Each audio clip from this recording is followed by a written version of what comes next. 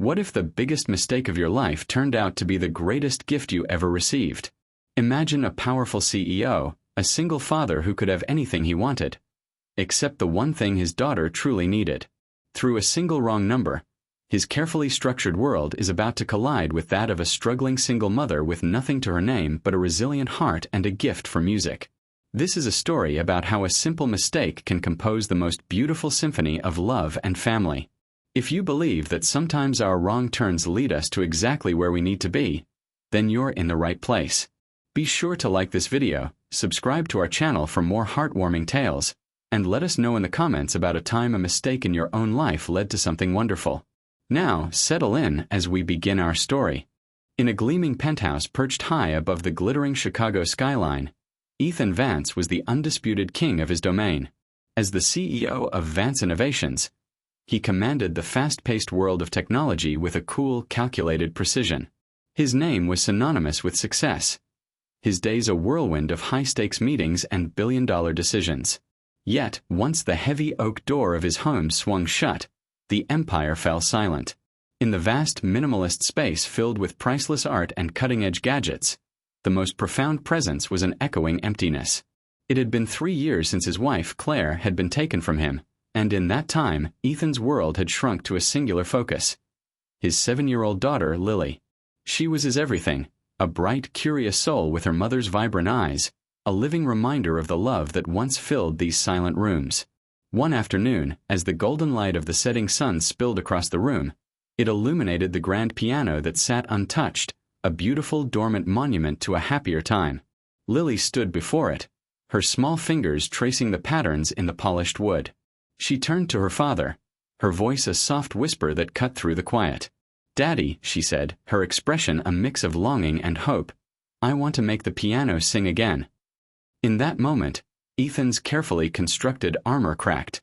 He saw not just a child's wish, but a desperate need for the joy and warmth that had vanished from their lives. He would move heaven and earth to bring that song back for her. He would hire the very best. True to his word, Ethan spared no expense. The next morning, he tasked his ruthlessly efficient executive assistant with a single, clear directive. Find the best piano instructor in Chicago. I don't care about the cost. The name that came back was Eleanor Vance, a celebrated maestro from the prestigious Chicago Conservatory, a woman known for shaping prodigies and working only with the most elite clientele. Securing her would be a statement, a guarantee that Lily would receive nothing less than perfection. Ethan approved the choice immediately, confident he had set the perfect plan in motion, never imagining that the course of his and Lily's lives was about to be altered not by a grand strategy, but by a tiny human error. Miles away, in a small, sun-drenched apartment filled with the scent of old books and faint lemon polish, Amelia Amy Reed was trying to make ends meet. Her world was a universe away from Ethan Vance's penthouse. Here, success was measured in keeping the lights on and making her 6-year-old son, Leo, giggle before bed. Music wasn't a luxury. It was her livelihood and her passion, taught on an aging upright piano to neighborhood children. Her phone buzzed, an unfamiliar number flashing on the screen. She answered, expecting a call about a late bill. Instead, a crisp, professional voice on the other end offered her a position to teach the daughter of a prominent family in one of the city's most exclusive residences. Amy's heart skipped a beat. It felt like a dream, a lifeline in a sea of financial struggle. She had no idea that a simple slip of a finger, a single digit mistyped by a busy assistant, had rerouted a call meant for a maestro and sent it directly to her. A fateful mistake was about to open a door she never knew existed. Promptly at 4 o'clock, the sleek, minimalist chime of the doorbell echoed through the penthouse. Ethan straightened his tie, a creature of habit and expectation, and walked to the door. He pictured a woman in her late 60s, exuding an air of academic prestige, perhaps with silver hair and a stern, artistic demeanor. He opened the door, and the image in his mind dissolved. Standing before him was not the maestro he expected, but a young woman whose warm, hopeful eyes were a stark contrast to his own formal reserve. It was Amy, her simple blazer worn neatly over a floral dress, clutching a weathered leather music bag to her chest like a shield. For a moment, Ethan was speechless. The woman was clearly not the renowned Eleanor Vance. He noticed the slight fraying at the edges of her music bag and the nervous energy she held.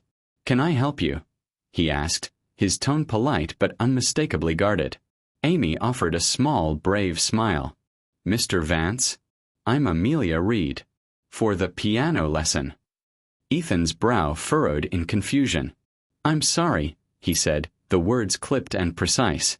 "I believe there's been a mistake. My office scheduled a lesson with Eleanor Vance." The color drained from Amy's face. The hope in her eyes flickered and died, replaced by a wave of pure mortification. She could feel the heat rising in her cheeks as the weight of the misunderstanding crashed down on her. "Oh," she breathed, taking an involuntary step back.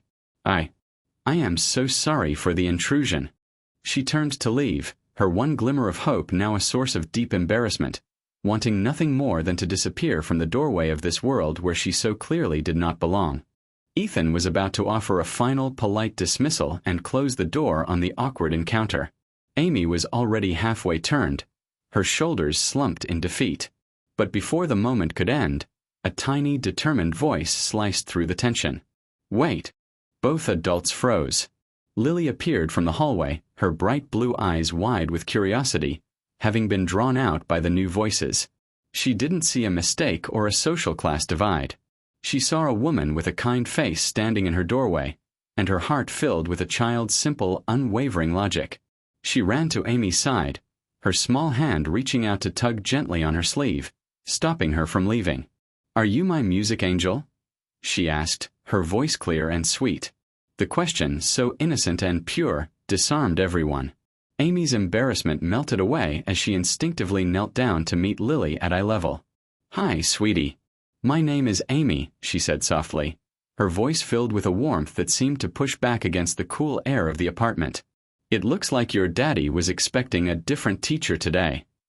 But Lily was not concerned with adult mix-ups. She looked from Amy's gentle face to her father's stern one. "But you're here now," she insisted. "Can you teach me, Amy? Please." The plea was aimed at Amy, but her hopeful eyes were locked on her father. Ethan found himself caught in an unexpected crossfire between his rigid, perfectly laid plans and the raw, undisguised hope shining on his daughter's face. For the first time in a very long time, he was completely unsure of what to do next. Ethan looked down at his daughter's hopeful face, then back at the young woman who was now completely focused on the small child before her. Every logical instinct told him to end this, to correct the mistake and reschedule with the proper instructor. But the look in Lily's eyes was something he hadn't seen in years, a pure, unbridled spark of joy. With a sigh that seemed to release a fraction of his tightly wound control, he made a decision that surprised even himself. "All right," he said, his voice softer than before. "One lesson. A trial lesson." A wave of disbelief and overwhelming gratitude washed over Amy's face. "Thank you, Mr. Vance," she said, her voice sincere. "You won't regret this." She led Lily to the magnificent grand piano, a beautiful instrument that had been silent for too long. Ethan retreated to the doorway, intending to check emails on his phone, but he found he couldn't look away. He expected a rigid lesson of scales and finger exercises, the kind of disciplined training he had assumed was necessary. Instead, he watched as Amy made music into magic. She didn't teach notes, she told stories. "This key," she'd say, playing a low, resonant note, "sounds like a gentle giant yawning." Then a series of high, tinkling keys, "and these are like fairies dancing on a moonbeam." Laughter, bright and clear, bubbled up from Lily, a sound that had become far too rare in the cavernous apartment. For the first time, the piano wasn't just an elegant piece of furniture. It was a source of life, filling the silent rooms with a melody of joy.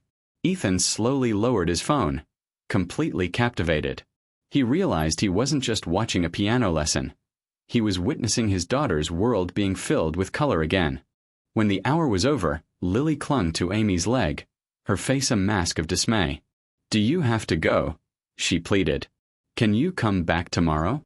The raw, instant affection his daughter showed was something even Ethan's wealth couldn't buy, and it struck a deep chord within him. After finally coaxing Lily to her room with the promise that they would talk about it, Ethan walked Amy to the door. The professional distance he had maintained earlier was gone, replaced by a quiet sense of awe. "Ms. Reed," he began, then corrected himself. "Amy, I have to admit I'm impressed. What you did with her, the way you brought her out of her shell. Lily hasn't shown that kind of enthusiasm since before her mother passed away." The name of his late wife hung in the air between them, a fragile, unspoken truth. Amy's expression softened with a deep, knowing empathy that went beyond simple politeness. She hesitated for a moment, then decided to share a piece of her own story. "Mr. Vance," she said softly, "I understand more than you might think. I lost my husband in a car accident 2 years ago. I have a 6-year-old son, Leo, and I know how hard it is to navigate your own grief while trying to be the parent your child needs." In that single, vulnerable confession, the dynamic between them shifted irrevocably. They were no longer a CEO and a mistaken piano teacher. They were two souls standing in a doorway, suddenly bound by the shared silent language of loss. For the first time, Ethan felt a flicker of connection with a stranger that had nothing to do with business, and everything to do with a hope he thought he had lost for good. Looking at Amy, Ethan saw not a mistake, but a person of incredible strength and grace. In that moment, he made a decision from the heart, not the head. "I'd like to hire you, Amy," he said, his voice firm. "Not as a substitute, but as Lily's permanent teacher. Because you are exactly who she needs." And so, Amy became a regular fixture in the quiet penthouse, her arrival 3 times a week a beacon of warmth and music. Soon, Ethan found himself subtly rearranging his demanding schedule, scheduling fewer late meetings on lesson days. He told himself it was to monitor Lily's progress, but he couldn't deny the truth. He looked forward to the brief, easy conversations he shared with Amy after the lessons, moments of genuine connection that were a welcome reprieve from his sterile corporate world. During these chats, he learned about her energetic son, Leo, and her constant struggle to give him a stable life. One evening, after Amy finished telling a funny story about Leo's latest adventure, Lily, who had been listening intently, tugged on her father's sleeve. "Daddy," she asked, her eyes wide with a brilliant idea, "can Amy and Leo come have dinner with us? I want to meet him." The old Ethan would have found a polite excuse. But this Ethan, the one who had seen his daughter blossom under Amy's care, agreed without hesitation. The dinner that weekend was a little chaotic, filled with spilled juice and the joyous shrieks of 2 children discovering a new best friend. As Ethan and Amy watched Lily and Leo playing together, their laughter echoing louder than any piano sonata, they saw the beautiful, undeniable beginnings of not just a friendship, but a family. As weeks turned into months, the line between a professional arrangement and a deep, personal bond blurred into non-existence. Ethan found himself captivated not just by Amy's kindness, but by her resilience. She saw the world with a clarity and appreciation that his wealth had insulated him from, finding joy in small moments he had long since learned to overlook. In turn, Amy discovered a man beneath the CEO title, a devoted father and a genuinely good person whose interest in her life felt sincere and respectful. The professional partnership they had built was steadily, surely, blossoming into love. Ethan, a man accustomed to seeing potential and investing in it, saw Amy's true gift. It wasn't just teaching piano, it was healing through music. The way she had reached Lily was a profound talent, one he realized could help countless other children. One evening, he presented her with a proposal that left her breathless. He wanted to use the resources of his family's foundation to launch a new wing dedicated to music therapy for grieving children, and he wanted her to build it from the ground up. Amy was stunned into silence, shaking her head in disbelief. "Ethan, this is too much," she finally managed to say. "You've already done so much for me." He reached across the table and took her hand, his gaze unwavering. "Amy, this isn't charity," he said firmly, his voice filled with conviction. "I'm not offering you a favor. I'm offering you a platform. Your talent is extraordinary, and there are so many children out there who need what you have to give. I'm asking you to partner with me." In his words, she didn't hear pity. She heard belief. It was the moment she knew their connection was destined to become the most important composition of their lives. Under Amy's passionate leadership, the Foundation's music therapy program flourished, its harmony reaching into the lives of dozens of children across the city. She had found her calling, and in doing so, had also found a partner who cherished her for both her strength and her tenderness. Their lives, once running on separate, lonely tracks, had now fully merged. Their evenings were no longer quiet, but filled with the sounds of two children laughing, piano music drifting through the rooms, and the easy comfort of two people who had found their home in each other. 6 months to the day after Amy first knocked on his door by mistake, Ethan told her he had a surprise. He drove her and Leo out of the city, away from the towering steel and glass, to a quiet, tree-lined street. He parked in front of a charming house with a wide front porch and a sprawling backyard, the kind of place where you could hear birds singing. Amy looked at him, confused. "It's beautiful, Ethan, but why are we here?" she asked. He simply smiled, turned off the engine, and led them to the front door. He reached into his pocket, not for his wallet or his phone, but for a single gleaming key which he placed in her hand. "This isn't a gift, Amy," he said, his voice thick with emotion as he looked from her to a beaming Lily and Leo. "This is an investment. In our future. A place for our family to grow." Tears streamed down Amy's face as she looked at the key, then at the man who saw her, believed in her, and loved her. On the porch of the house where they would build their lives, he drew her close, and their kiss sealed a promise that began with a single wrong number. And so, the CEO who had tried to schedule perfection discovered that the most perfect things in life are the ones you can never plan for. The mistake that brought Amy to his door was not a flaw in the system, but a beautiful, life-altering stroke of fate. He learned that the greatest investments are not made in the stock market, but in the heart, and that the right person can fill a silent home with a symphony of love. The struggling single mother who thought she had taken a wrong turn found that the path had led her exactly where she was meant to be. She learned that her worth was not defined by her bank account, but by the richness of her spirit, and that true love sees that value even when you show up by accident.